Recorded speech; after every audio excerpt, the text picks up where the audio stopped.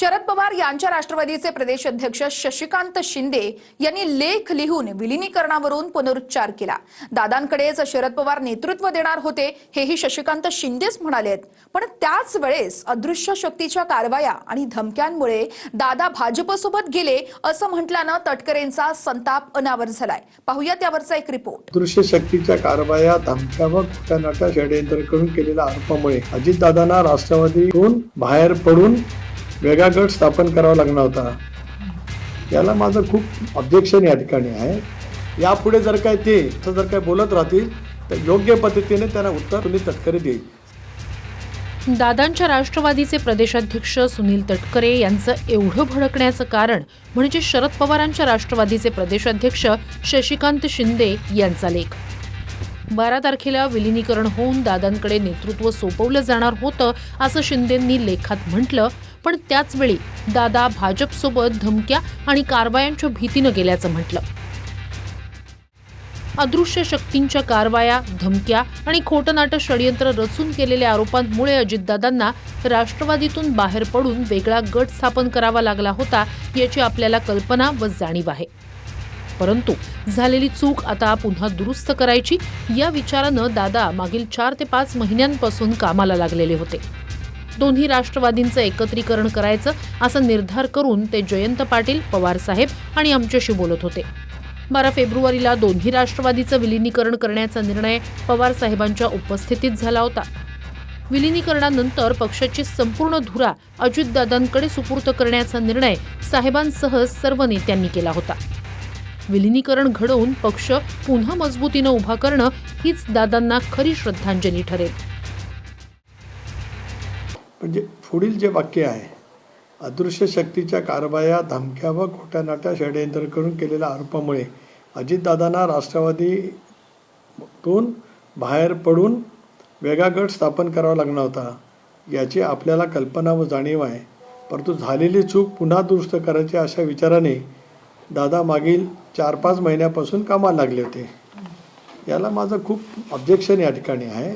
अशा वेळीचं वक्तव्य किमान शशिकांत शिंदेने दादांच्या या दुर्दैवी अपघाती निधनाच्या नंतर लेखी स्वरूपामध्ये किंवा तोंडी करू नये असं मला स्पष्टपणे त्या ठिकाणी वाटतं। भारतीय जनता पक्षाबरोबर आपण असलं पाहिजे ही भूमिका दादांची अनेक वर्षापासूनची होती। अशा पैचं लिखाण त्यांनी करू नये अशी माझी त्यांना विनंती आहे। यापुढे जर अशा आरोपांच्यामुळे दादाने हा निर्णय घेतला असं जर बोलत राहतील तर योग्य पद्धतीने त्यांना उत्तर राष्ट्रवादीचा अध्यक्ष म्हणून सुनील तटकरे देईल।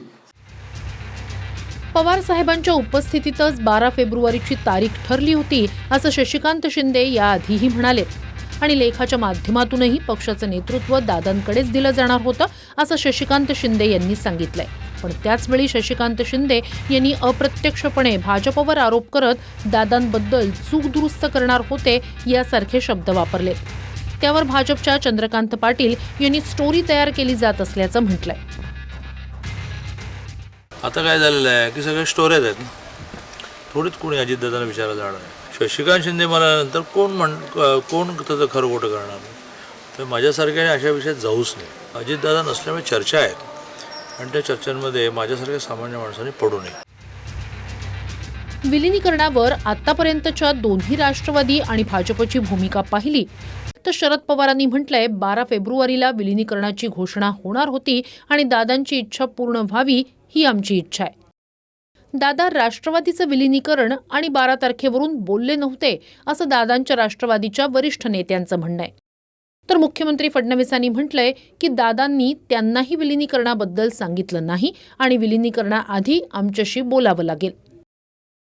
अजितदादांनी आम्ही असं ठरवलं 8-9 तारखेला, 7 तारखेला निकाल लागल्यानंतर 8 तारखेपर्यंत थांबून 9 तारखेला दोन्ही पक्षाच्या बैठका 9-10 पर्यंत घ्यायच्या, लगेच आपण 12 तारखेला विलीनीकरण करायचं ही आमची चर्चा होती। आता त्याला आम्ही काय आता शूटिंग किंवा बाकीचं काय केलं नव्हतं, मी चर्चा झाली होती एवढं नक्की आहे। मला वाटतं की मी मगाशी सांगितलं, अगदी माणूस गेल्यानंतर खोटी शपथ तर घेऊ शकत नाही। अजितदादांची शपथ घेऊन सांगितलं की वस्तुस्थिती आहे, अजितदादा भावनिक विलीनीकरण करायचं की नाही यात मुख्य भूमिका दादांच्या राष्ट्रवादीला घ्यायची, तर प्रस्ताव आल्यावर आमच्या पक्षात आधी अंतर्गत चर्चा होईल असं तटकरे म्हणाले। या संदर्भातला निर्णय जेव्हा केव्हा कोण चर्चा सुरू करेल त्यावेळेला वहिनी आहेत, कारण त्या आमच्या नेत्या आहेत, उपमुख्यमंत्री आहेत. उद्याच्या भवितव्याच्या कालावधीमध्ये आणखीन पक्षाची जबाबदारी त्यांच्यावरती येईल आणि पक्षाचे वरिष्ठ नेते मंडळी आहेत. या संदर्भामध्ये एखादा प्रस्ताव किंवा एखादा विचार कोणी मांडला तर मग त्या बाबतीमध्ये पक्षाच्या कोर ग्रुपमध्ये चर्चा होऊ शकते. शरद पवारांच्या राष्ट्रवादीकडून विलिनीकरण होणार होतं हे सांगितलं जात असलं तरी अजून 2 गोष्टी स्पष्ट झाल्या नाहीयेत. शरद पवारांच्या राष्ट्रवादीचं दादांच्या राष्ट्रवादीत विलिनीकरण होणार होतं तर मग पवारांची राष्ट्रवादी भाजपसोबत सत्तेत सहभागी होणार होती का? आणि शरद पवारांची भूमिका काय असणार होती? की अजितदादा आज सत्तेतून बाहेर पडणार होते? यावर शरद पवारांच्या राष्ट्रवादीचे नेते बोलत नाहीत, तर सुनेत्रा पवारही अद्याप माध्यमांशी बोलल्याच नाहीत. पण सोमवारी किंवा मंगळवारी रोहित पवारांची पत्रकार परिषद होणार आहे, ज्यात दादांसोबत काय ठरलं होतं हे फोटो आणि व्हिडिओ सह समोर आणलं जाईल. दिल्लीहून प्रमोद जगतापसह ब्युरो रिपोर्ट TV9 मराठी.